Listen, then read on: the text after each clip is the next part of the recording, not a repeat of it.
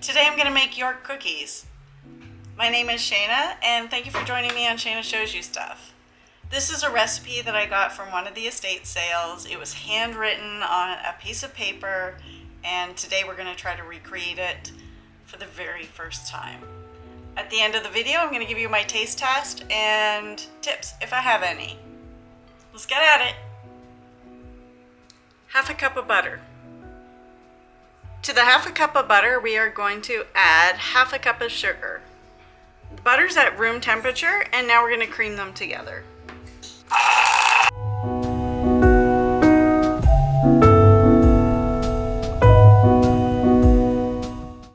We're going to gradually add 1 cup of flour.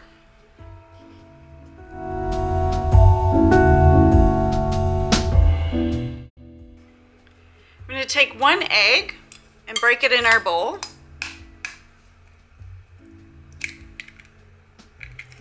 We're going to add 1 tablespoon of milk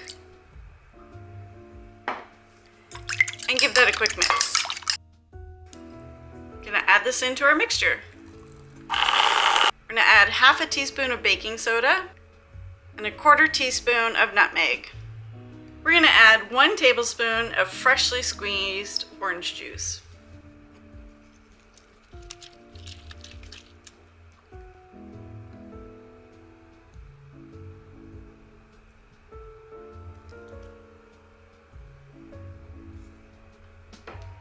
That's all the ingredients that go in this. We're just going to give it a mix now.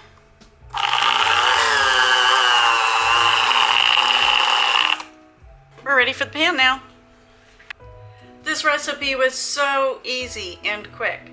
And now what we're going to do is put the batter into our pan, spread it out, and bake it in one whole sheet. Check it out. Okay, it says to spread it really thinly. What's happening though is that it's sticking to my spatula. Okay, it's sticking to my spatula and it's not spreading thinly. So what I think I'm going to do is get a second spatula and I'm going to dip it in water. So I'm going to use, like, the water's creating a barrier. It's just damp. The water's creating a barrier. Much better. I don't know how they would have done it, but I can tell you this would not work without the water.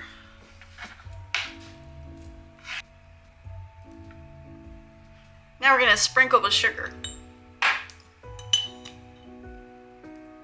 It didn't say how much, so I'm just going to do it till it looks good. So it's kind of all frosty.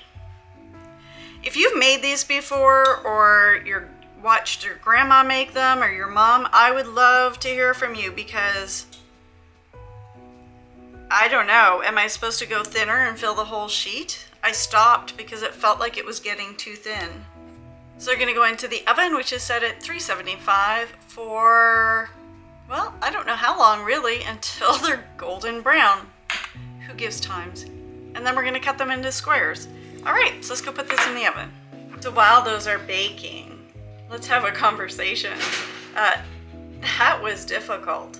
The recipe to make the cookie was easy. Spreading the cookie, that's a whole different ball game. If you've made these, I'd love to hear from you. I'm not sure I did it right. We'll see. So I'm starting my time in the oven at 5 minutes, and I'm going to check them in 5-minute intervals because they are so thin. All right, well, I'll see you in a few minutes. Okay, these have just come out of the oven, and it is so beautiful looking. Look how much they puffed up. I can see why they said to make a thin layer. I'm gonna let these cool and then we'll cut them in a few minutes. Okay, I'm gonna cut them now. I don't want to damage my non-stick pan, so I'm gonna use my plastic thing that I use for my sourdough.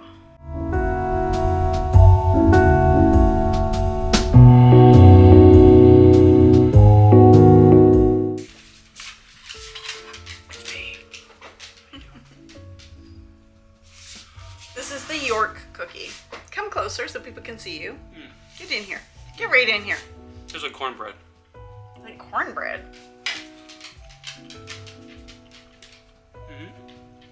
reminds me of. I thought it would remind you of sugar cookies or shortening. Nope. Yeah.